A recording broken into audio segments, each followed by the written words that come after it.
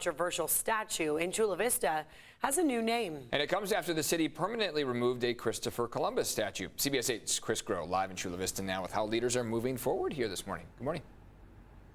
Yeah, Discovery Park will now be known as Kumeyaay Park, and this is after the city again tried to address concerns from community members as well as activists. This task force was formed in the hopes of again trying to make right of what many in the community believe were wrongs by having the Christopher Columbus statue here, as well as naming the park Discovery Park. Now, of course, the statue was removed last year, but they also, again, wanted to look at renaming the park, and there were other suggestions. In fact, there were 3 other native names that were on the table that all highlighted and acknowledged the original founders of the land. The statue was removed last year after it was graffitied and protested.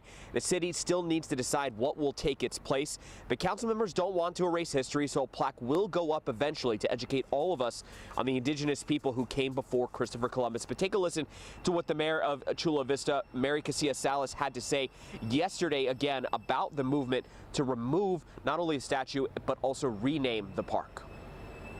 If we look just within our own San Diego region, we can recall the big old Lindbergh image on the airport. And, you know, Lindbergh, for flying across the ocean, he also was a violent anti-Semitic and so and racist. And so we don't honor that type of thing.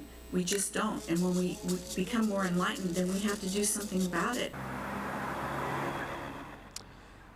Now, Discovery Park was named Discovery Park back in 1990, the same year the statue went up. A local developer, McMillan Company, paid $100 grand for the statue back then, and they'll be taking it back and have agreed to not display it publicly. Again, for more information on the name change and other suggestions that this task force came up with, you can go to CBS8.com and click on that story link.